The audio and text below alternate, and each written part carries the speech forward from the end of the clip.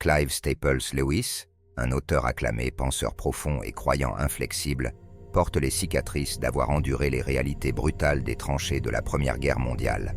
Son parcours, rempli à la fois de difficultés et de victoires, s'est transformé en une source abondante d'enseignements sur la résilience, la foi et la capacité humaine à découvrir l'espoir au milieu des moments les plus sombres.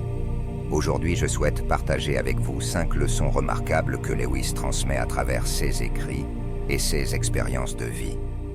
Ces leçons nous guident à travers les tempêtes de la vie. La première leçon pour développer une force inébranlable est le pouvoir de l'amour. Dans sa forme la plus pure, l'amour se présente comme la force ultime, dépassant le simple concept pour devenir le fondement essentiel de notre existence. Dans la vie et les œuvres de Clive Staples Lewis, nous rencontrons une exploration profonde de la complexité de l'amour, démontrant son rôle comme pierre angulaire de tout ce que nous valorisons et créons. Pour les chrétiens, l'amour est plus qu'une vertu. Il définit notre essence, guide nos actions et constitue le fondement de toute chose. L'amour incarne la présence de Dieu parmi nous. Dieu incarné, il a marché parmi nous, partagé nos peines et nos angoisses, éprouvé une profonde tristesse, nous a accompagnés à travers les épreuves de la vie, s'est sacrifié pour nous. Et malgré nos défauts et les souffrances que nous causons, il nous a aimés.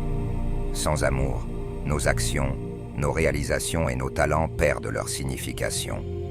L'amour est patient, l'amour est serviable, il n'est pas envieux, il ne se vante pas, il ne se gonfle pas d'orgueil. Ces mots résonnent avec la profonde conviction de Lewis que l'amour est au cœur d'une vie épanouissante et significative. Lewis nous exhorte à reconnaître et à vivre l'amour sous ses multiples formes. Des simples actes de bonté au sacrifice profond, faits pour ceux que nous aimons. C.S. Lewis nous encourage à comprendre que pratiquer l'amour nous rapproche du divin, nous permettant de toucher le ciel avec les mains de nos âmes. Selon lui, l'amour n'est pas un sentiment passif, mais une force active et inconditionnelle qui persévère quelles que soient les circonstances. L'amour est un pouvoir dynamique et transformateur qui transcende les adversités et façonne nos vies. En réfléchissant à l'amour comme le don le plus sublime, nous sommes invités à considérer 1 Corinthiens 13:13. Maintenant donc, ces 3 choses demeurent, la foi, l'espérance et l'amour. Mais la plus grande de ces choses, c'est l'amour. De même, Jean 15:13 nous rappelle le sacrifice suprême qui définit l'amour dans sa forme la plus élevée. Il n'y a pas de plus grand amour que de donner sa vie pour ses amis. Inspirés par la vie et les paroles de Lewis, nous devrions reconnaître et embrasser notre véritable vocation à aimer. Que l'amour soit notre lumière directrice, le fondement de chaque aspect de nos vies et le reflet de la divinité que nous aspirons à représenter dans le monde. Notre deuxième réflexion se concentre sur le courage nécessaire pour questionner et croire simultanément. Avez-vous déjà envisagé si vos doutes concernant la foi ou votre chemin choisi déplaisaient à Dieu? Peut-être avez-vous remis en question l'authenticité de vos croyances. Le doute, cependant, est une partie naturelle et essentielle du parcours spirituel. Il nous met au défi, certes, mais il nous offre également l'opportunité de rechercher des réponses plus profondes et de mieux comprendre notre foi, nous rapprochant ainsi de Dieu. Les proverbes 2, 3, 5 capturent ce sentiment. Si tu appelles la sagesse et si tu élèves ta voix vers l'intelligence, si tu la cherches comme l'argent et si tu la poursuis comme un trésor caché, alors tu comprendras la crainte de l'Éternel et tu trouveras la connaissance de Dieu. Le parcours de C.S. Lewis, du scepticisme à une foi inébranlable, est un témoignage fascinant de la manière dont le questionnement peut mener à une découverte spirituelle profonde. Initialement un athée convaincu, Lewis était intellectuellement rigoureux et refusait d'accepter des idées sans un examen approfondi. Son chemin vers Dieu a été marqué par une série de questions profondes qui, au lieu de l'éloigner de la foi, l'ont finalement conduit vers elle. Lewis n'a pas commencé son parcours en cherchant Dieu. Il cherchait la vérité, où que cette quête puisse le mener. Il s'est engagé dans une introspection profonde et une enquête, explorant les écrits d'auteurs chrétiens et séculiers. Cette immersion dans des perspectives diverses l'a incité à examiner ses propres croyances sur la réalité, le but et le divin. Les relations avec des chrétiens intellectuels, notamment J.R.R. Tolkien, ont été déterminantes dans ce processus. Engager des conversations réfléchies avec des amis alliant une foi profonde à une rigueur intellectuelle l'a amené à réévaluer le christianisme sous un nouveau jour. Ces discussions ont favorisé une réflexion plus approfondie sur la foi, la raison et l'existence de Dieu. Contrairement à sa croyance initiale, Lewis a réalisé que le christianisme n'était pas un saut irrationnel de la foi, mais une vision du monde qui pouvait être défendue logiquement. Il a été particulièrement touché par le concept selon lequel l'ordre moral objectif observé dans le monde implique l'existence d'un législateur moral, et donc de Dieu. Ce raisonnement a été crucial pour sa conversion, car il répondait à sa question fondamentale sur l'origine de notre sens inné de la moralité. Clive Staples Lewis affirmait qu'il risquait davantage de fragiliser sa foi chrétienne en ignorant les objections des non-chrétiens qu'en les comprenant. Son passage du scepticisme à la foi illustre que le doute ne nous éloigne pas nécessairement de Dieu. Il peut au contraire être le chemin vers la découverte de vérités profondes. Cette quête inébranlable de vérité centrée sur la compréhension de Dieu l'a finalement conduit au bonheur véritable. À travers le questionnement, Lewis a trouvé une voie qui lui a permis d'explorer sincèrement et minutieusement les questions profondes de la vie, de l'existence et du sens. À travers le questionnement, Lewis a transcendé le scepticisme pour découvrir en Dieu et dans la foi chrétienne des réponses convaincantes et une perception renouvelée de la réalité.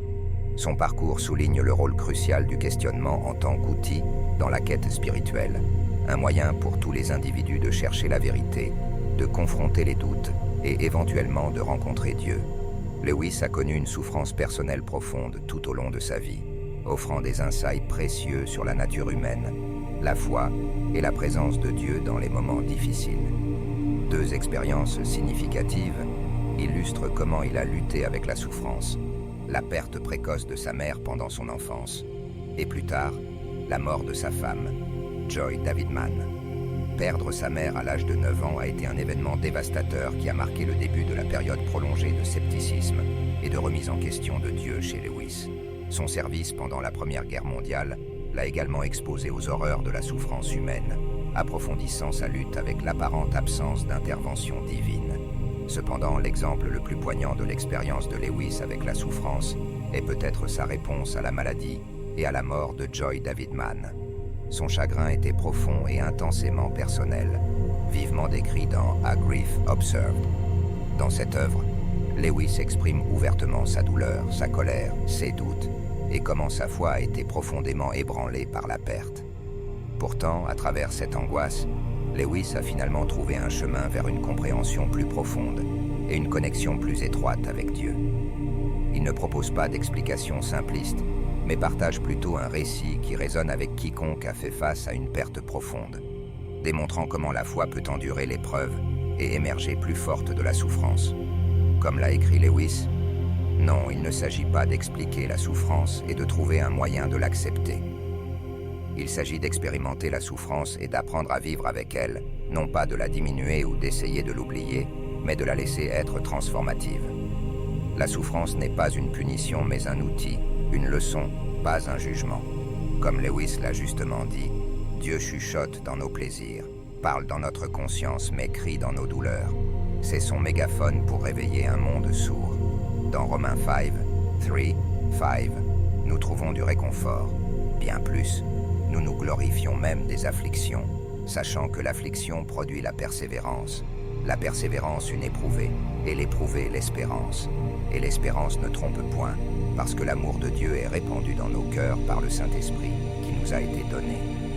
Le pardon est un thème central dans les écrits et la philosophie personnelle de Lewis. Il considérait le pardon comme essentiel à la pratique chrétienne, reconnaissant sa difficulté, surtout face à de profondes blessures. Cependant, Lewis soutenait que le pardon n'est pas simplement un choix, mais un impératif divin. Il observait: tout le monde dit que le pardon est une belle idée jusqu'à ce qu'ils aient quelque chose à pardonner, soulignant la complexité et le défi de pratiquer le pardon dans nos vies, même lorsque nous-mêmes n'avons commis aucune faute. Lewis déconseille de riposter dans les moments difficiles, suggérant qu'ils peuvent renforcer notre foi et notre résilience. Ceux qui nous causent du tort se sentent souvent aussi vulnérables et désespérés que nous. Par conséquent, répondre par le pardon plutôt que de se laisser blesser par l'offense est crucial. Le pardon est étroitement lié à la réconciliation. Pardonner ne consiste pas seulement à oublier les fautes passées, mais à s'efforcer de réparer les relations autant que possible. Ce principe est conforme aux enseignements bibliques sur le pardon, nous exhortant à rechercher la paix avec tout le monde, comme indiqué dans Romains 12:18. Lewis a souligné le rôle de la confession dans le processus de pardon, nous encourageant à rechercher sincèrement le pardon de Dieu plutôt qu'une simple exonération. Cela souligne la différence entre justifier nos erreurs et chercher vraiment le pardon et la transformation. Dans sa propre vie, Lewis a éprouvé la nécessité de pardonner et de demander pardon. Il reconnaissait le pardon comme un chemin vers la croissance personnelle et spirituelle, nous libérant de l'amertume et du ressentiment. Lewis considérait le pardon comme une expression de la grâce de Dieu. Tout comme nous recevons le pardon de Dieu à travers le sacrifice de Christ sur la croix, nous sommes appelés à pardonner aux autres. Cela reflète l'amour divin et la miséricorde, nous atteignant malgré nos imperfections. En ce qui concerne la famille, Lewis la considérait comme un précieux don de Dieu, distinct du donateur lui-même. Jésus transcende le rôle de grand prêtre dans le temple des valeurs familiales. Lorsque nous nous tournons vers le Christ, nous abandonnons à jamais de tels temples terrestres, consacrant nos vies à amener nos familles à adorer Jésus. Alors que l'expression « aimer notre prochain » caractérise souvent la vie chrétienne, il est essentiel de considérer nos familles comme nos liens les plus proches. Les familles constituent la cellule fondamentale de la société, enracinées dans le mariage et l'éducation des enfants. Elles jouent un rôle crucial dans l'enseignement de l'amour et du service, comme en témoigne la prière commune avant les repas, la messe hebdomadaire et la miséricorde dans leurs interactions à la maison. Ces actions reflètent notre foi envers le Père, le Fils et le Saint-Esprit, miroir de l'amour divin. Le respect et les soins aux personnes âgées sont essentiels, incarnant notre foi en action. Le commandement d'honorer son père et sa mère souligne la reconnaissance de Dieu envers l'autorité parentale et les bénédictions qu'elle apporte. Ceux qui honorent leurs parents trouvent le pardon, évitent les méfaits, voient leurs prières exaucées et jouissent d'une harmonie et d'une longévité familiale. Soutenir les parents âgés, même face à des défis, montre de la compassion et évite les regrets. Maintenir leur dignité nous enrichit spirituellement et corrige les erreurs passées, favorisant la croissance personnelle par des actes de bonté et de justice. L'Ecclésiaste nous rappelle de chérir nos familles comme un don de Dieu, nécessitant notre soin et notre dévouement. Embrasser ce projet divin, quelle que soit notre vocation, incarne une vraie humilité. La vraie humilité ne consiste pas à se diminuer soi-même, mais à détourner le regard de l'égocentrisme vers les autres et Dieu. En abandonnant l'auto-absorption, nous élargissons notre perspective pour embrasser les histoires, les luttes, les triomphes et finalement, la volonté divine et l'amour inconditionnel. Cette humilité nous donne la force de servir et d'aimer sans attendre de récompense, forgeant des liens plus profonds avec notre communauté et notre Créateur.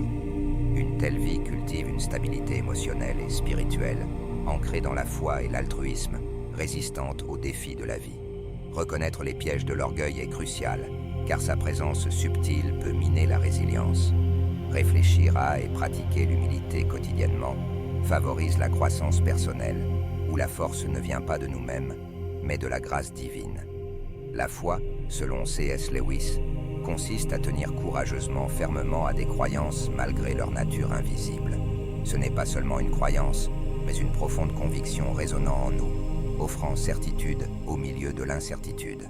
Hébreux 11, One souligne cela, définissant la foi comme l'assurance des choses espérées et la conviction de ceux qui ne se voient pas. Ce passage résonne avec le message de Lewis, affirmant que la foi est la substance qui façonne nos espérances et la preuve qui confirme notre croyance dans l'invisible. Avoir le courage de croire signifie affronter le monde avec une conviction inébranlable. C'est savoir qu'au-delà des doutes et des incertitudes, une vérité plus grande soutient tout. Vivre avec cette confiance signifie reconnaître la guidance divine même au milieu des tempêtes de la vie. Imaginez-vous comme un marin naviguant sur des mers agitées. Même si les vagues sont hautes et les vents forts, la foi agit comme votre boussole, vous guidant vers un port sûr. Le courage de croire n'est pas passif, il est actif. Il se manifeste dans des actes d'amour, de service et de bonté, non seulement en parole mais aussi en action. Comment cultivons-nous ce courage? Cela commence par le silence. Dans le silence, écoutez la douce voix de Dieu chuchotant dans votre cœur. Trouvez la force dans le silence pour rester ferme dans la croyance, même lorsque les circonstances suggèrent le contraire. Cher auditeur, le courage de croire est à la fois votre bouclier et votre épée. Il vous fortifie dans l'adversité et vous rend résilient face à l'échec. Il vous donne le pouvoir de choisir l'amour plutôt que la haine. Embrassez ce courage aujourd'hui. Laissez-le vous guider et vous transformer, illuminant que la vraie foi est le plus grand voyage de la vie. Puissiez-vous toujours être accompagné du courage de croire et que votre foi vous donne continuellement de la force. Si ce message vous a inspiré, soutenez notre chaîne en vous abonnant et en aimant cette vidéo. Aidez-nous à partager ce message pour toucher plus de vies. Je vous souhaite une vie bénie remplie de joie. Nous ne faisons que commencer.